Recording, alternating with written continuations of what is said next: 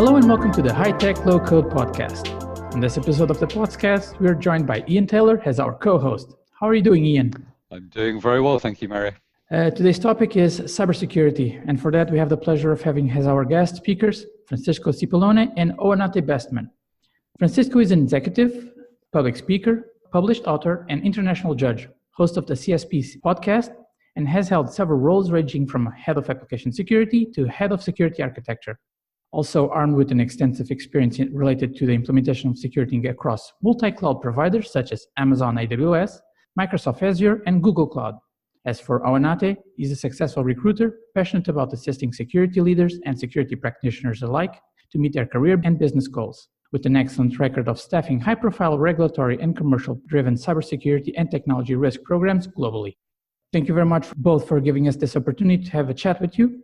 I would like to start by asking how are you, and if you'd like to give the listeners the intro about yourselves. I'll go first. I'm very good. It's been a good week, good month, and no complaints on my part whatsoever. I appreciate the invitation to speak to your audience. In terms of what I do, I'm the founder of Bestman Solutions, which is a recruitment firm dedicated to assisting CISOs and security practitioners within the field of hiring. So I specialize in placing individuals in technical positions such as security architecture, and also non-technical security positions such as policy, governance, assurance, what we call GRC. I work in a global capacity, primarily within the mid to senior market, but I also spend a lot of time advising maybe rookies trying to get into the field and the certification of what they should do and what good looks like. I also spend time speaking to CISOs to advise them of the hiring needs and how the market might impact the headcount goals and plans moving forward. Hey Mario, hey Ian, how you doing? Very well, thank you. I won't list my stuff because it's too long. I'm heading up the Cloud Security Alliance for UK and Ireland. I'm the podcaster as well. I'm heading up a couple of one startup and a consultancy. So what we do in a nutshell, I tend to help the cybersecurity space and non-cybersecurity space about securing their application, cloud, and so on. And we have technology that backs us up. And we really want to help people getting better at secure coding and getting more people in the industry. I'm a big advocate for diversity and really passionate. I mean, Owanate knows that I'm really passionate about bringing people from different parts of the industry into cybersecurity and getting the help that they need to get up to start. So that's a little bit about me. Oh, that's great. That's great. So could I ask you, and let's start with Frank, how did you get to where you are today? Kind of talk us through, your path and what made you go into the technology side of it. It's really a funny story. So I stumbled in cybersecurity completely by accident. So I started a career in IT fundamentally, and I was studying at university, and I took one optional field that was cybersecurity and cryptography. And it was really, really cool. And I started getting more into it, and then start challenging my professor. The professor started challenging me. And all of a sudden I said, "You're great at this." I said, "Am I?" I said, "Yeah. Why don't you start working on this tiny piece of work that took a year to bring it up to market?" It was a little bit on early stage of virtualization and securing the virtualization world. And at that point in time, was absolutely not convenient at all to write. I remember writing like really low code, assembly code mixed at C to actually communicate with the virtual machine from the host machine. And who is in this space knows how painful the early days was this. I don't know if you guys wrote in assembly, but it's not fun at all. So I'm really grateful to be in the low code, almost no code, because that thing was absolutely dreadful. And then I kind of grow into it day by day. So I start my consultancy and training company back in Italy that then we sold.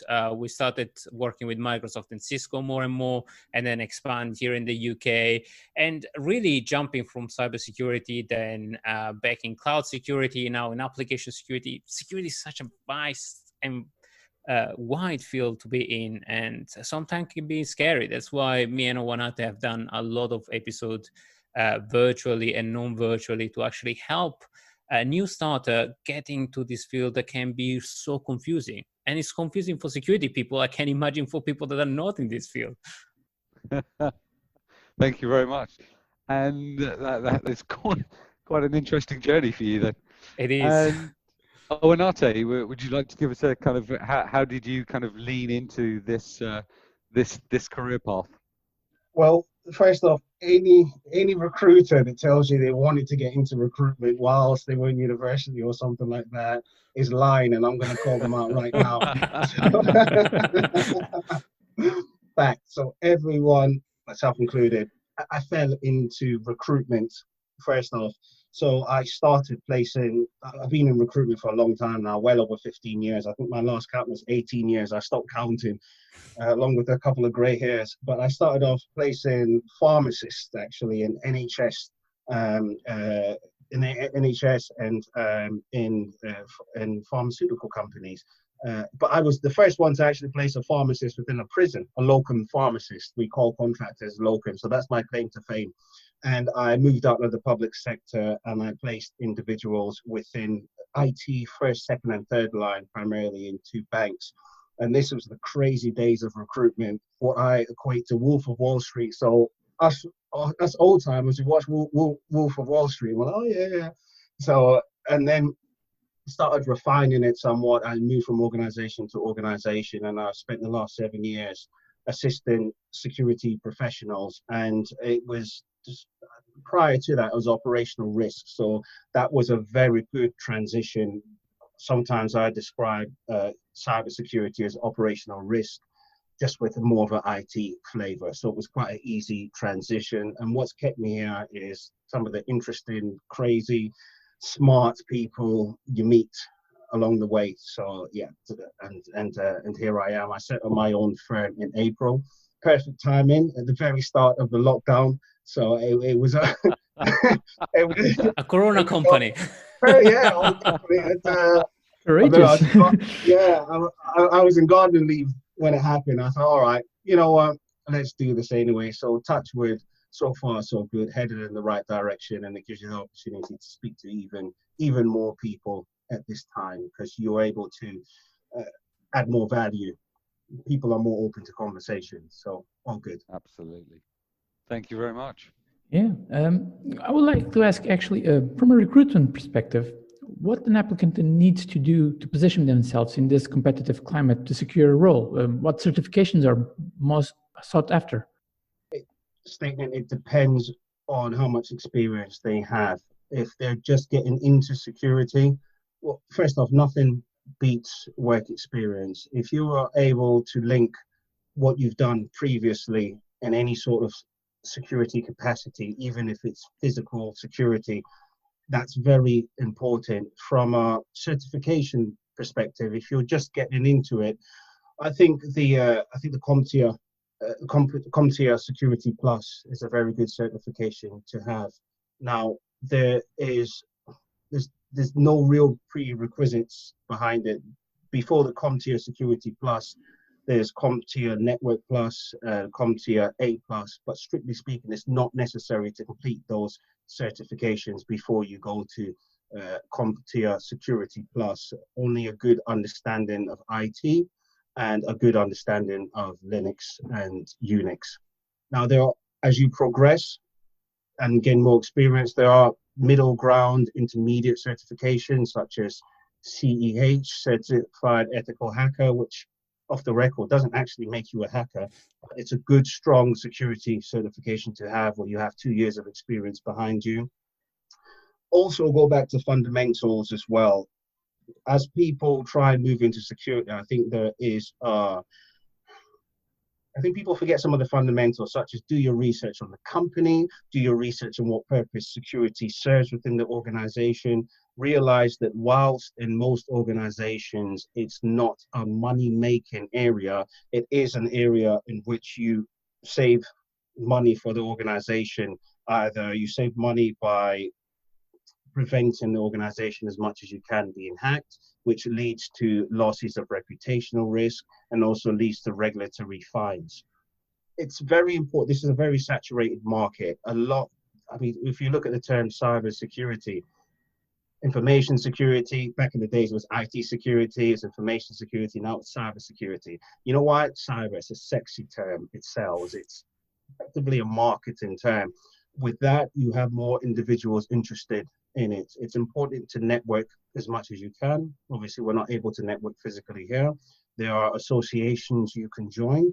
It's important to do your research as to the organization's impact within the actual industry, what they've done.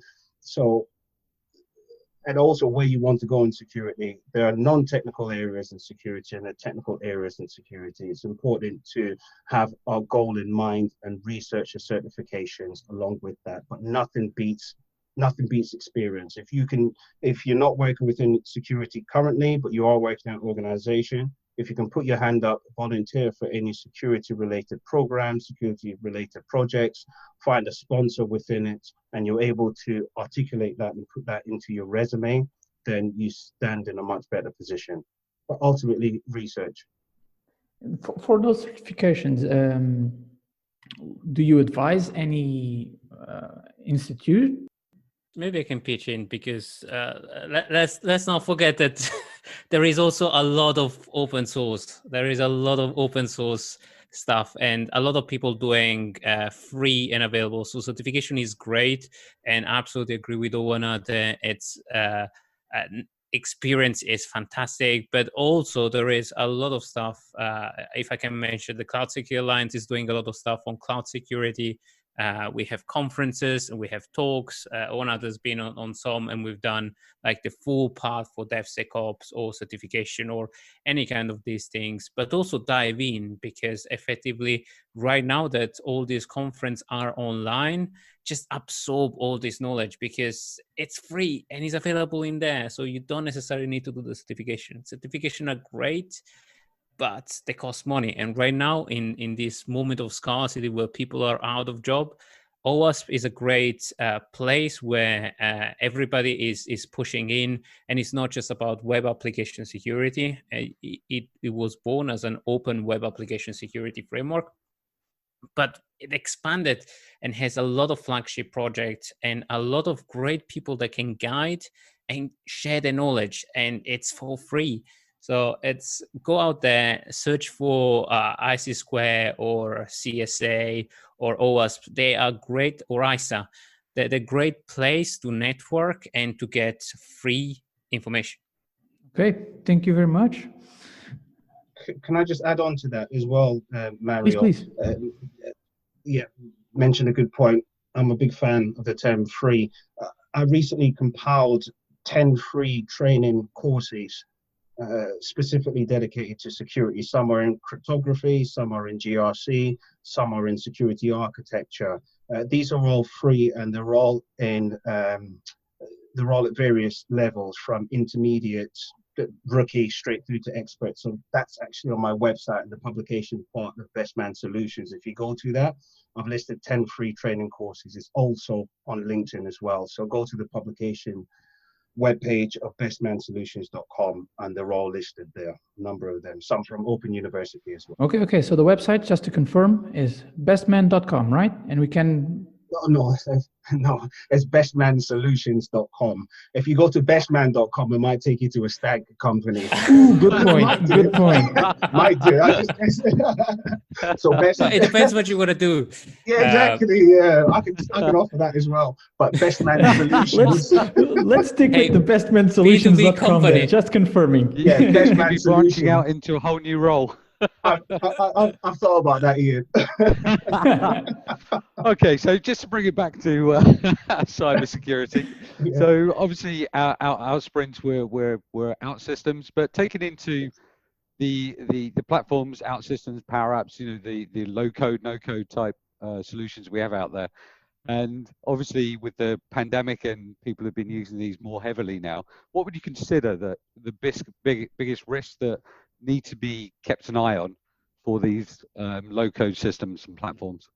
Well, I would say cybersecurity is first of all, because right now we saw a massive cut in cybersecurity teams, and the organization will still need to deploy, and actually even more right now.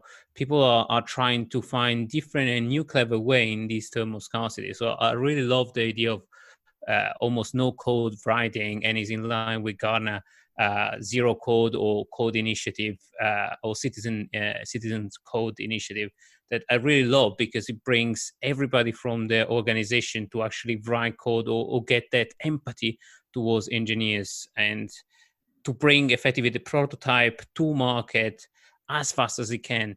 But the only problem with that is that everybody that puts together a piece of code or a piece of an application could potentially publish it up, not involve security, and that could lead into, first of all, if you are lucky, in just brand reputational damage. But if you're not lucky, that could be a breach point. So I would say low code is great, but also always involve security in, assessing or maybe test the application in an environment that is safe, where client can come and try it out, but in a very safe way.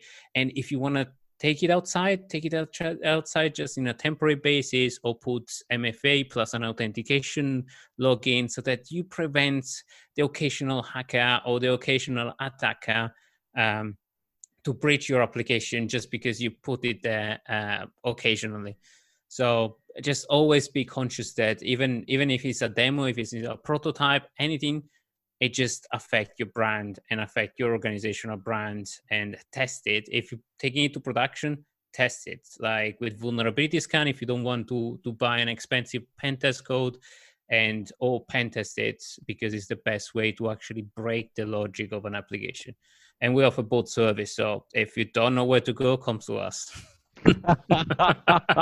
That's very generous of you. We'll be looking for the discount. Absolutely. We offer discount to authors. Thank you very much. Still using that as a segue and taking into account platforms such as OutSystems or Power Apps, and that the platforms such as these are helping with the current wave of digital transformation that was kickstarted by the pandemic, what would you consider to be the biggest risks that we should keep our eyes on?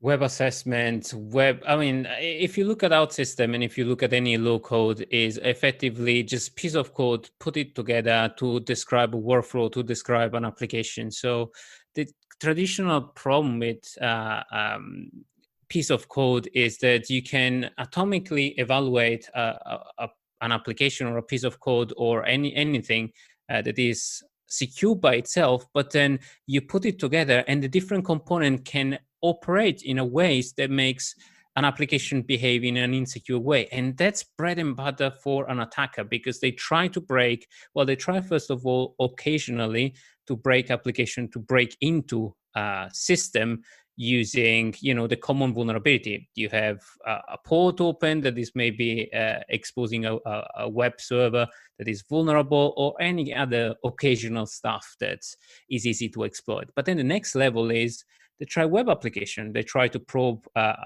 fields, or try to see if they can steal your cookies, if they can still use a session. And that's individually, it's complicated to do. But then the other part is they try to break the logic of an application. So if you put together a prototype that maybe lead to an internal database with some user information, maybe they try to bypass the authentication with maybe inserting some fields. So it's always better to insert those kind of testing mentality in all your development life cycle, so that when you bring an application into production, you start thinking it like an attacker. You start trying to break your own application. And if you instill it in your own developer, they can think, first of all, on how they can break their own application and where they need the testing in a more consistent way. I don't know. What you guys think? I was thinking about what you just said, and most of these low-code platforms, they already offer out-of-the-box authentication methods and whatnot. I would like to trust those authentication methods to say, okay, these are secure enough to at least withstand an attack from a hacker.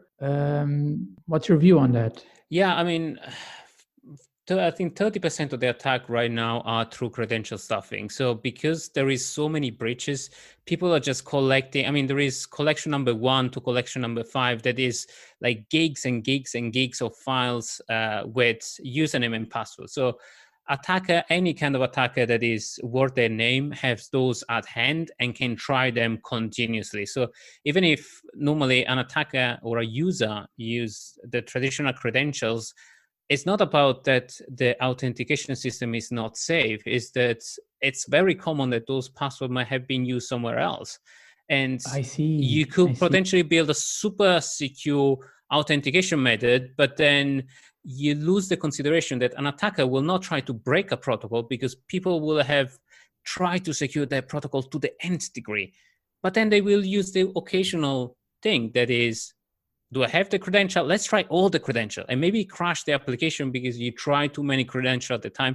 An attacker is fundamentally thinking outside of the box. And if you think outside of the box like an attacker and say, well, I have an authentication system and then I have multi-factor. If you try them both, it's really, really hard to break it. And that's actually how to get rid of, for example, things like credential stuffing. Just put multi-factor or even SMS factor authentication in, and immediately you've secured so much better an application with an authentication flow. Never thought it about this way, that social engineering could actually be the undoing of my application. Absolutely. You know? It's like you can build the most secure things and then you break the logic of an application. For example, one thing that we were testing some time ago on a client is they built a very secure application. We vulnerability assessed the application, almost nothing showed up. They were super, super proud. And then you know what? I inserted the admin at the end of the URL, and I bypassed completely the authentication system because it didn't. Oh, that must have hurt. It did hurt, Yeah. but they never thought somebody would have done that. And the authentication system was perfect. They had multi-factor, but they forgot to take on the authentication and to re-authenticate. So effectively that was a problem. Or a more ingenious way would be, you know what? I steal a token from a client and I replay the token towards the application. And if the client is an admin, I replay that token and I'm an admin immediately. I stole that session. You need to think outside the box that attackers are getting like vulnerability into laptop for that specific reason, to steal credential, to steal cookies, to steal tokens, because that's the easy way. That's the easy way. You can social engineer somebody, say, I'm your boss, I need this email immediately, or click on this website, enter the credentials, store the credentials, I'm your admin immediately. So you might build the most secure application, but then you forget the human aspect of cybersecurity. And it's usually the weakest link, but it's the one that works and attackers use it. Yeah, and it's not the user fault. It's who designed the application that hasn't thought through, or who is effectively the cybersecurity professional or responsible for cybersecurity that doesn't have a solid cybersecurity strategy. With solid cybersecurity strategy, I say, look at application security, look at vulnerability assessment, and look at the human aspect. So how you can train your user to not react to weird email or to always question weird email. And it's as simple as that. Yeah, absolutely. So as we kind of closing up through this podcast, so I'd like to get what are your thoughts? What is the vision? Where do we see cybersecurity, going? Where we take into account the rapid progress we're making, as smart as hackers are getting. Where do we see this going in the future? So let me add just a little bit, because of course I'm Italian. I've been speaking all the time. It's my bad, but I see almost like everything is getting outside data center. More is getting into the cloud, and the only thing that we are left with is securing some code and securing some cloud environment. And that's where we've been investing heavily on, in helping our clients secure the code and the cloud, because that's where we think the cybersecurity is going to go, and everything else will be almost automated or automatable. So the more you secure your code, the more you secure your user behavior, the more you have a structured strategy, the better you are at cybersecurity. Yeah, I certainly agree with that, especially around automation. And one thing I'd add is artificial intelligence as well, and the progression towards artificial intelligence. Obviously, I'm coming from a recruitment perspective, and I think the implementation of artificial intelligence will diversify the job descriptions and diversify the duties of a security practitioner, in which a lot of the monotonous activities will be automated, and perhaps we can get back to some of the human elements as well, and to maybe recruit people that think like hackers from a wide diversity, from a wide pool of society, to reflect the actual hackers as well. So rather than being a more reactive basis, but to effectively be more proactive. That's my aim. A wish.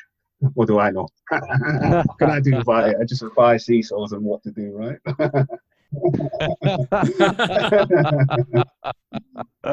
Thank you very much, Francesco, Owanate, and Ian, for being able to join us and taking time from your schedules to be able to participate in this little chat of ours. Pleasure. Thank you very much. Thanks. Thank you very much, all of you. Thank you, Mario. Thank you, Ian. And with that, we wrap up today's episode. Thank you very much for listening, and hope you join us on our next episode of High Tech Low Code Podcast, where we'll feature another guest and approach yet another topic of extreme importance to the tech world. See you soon.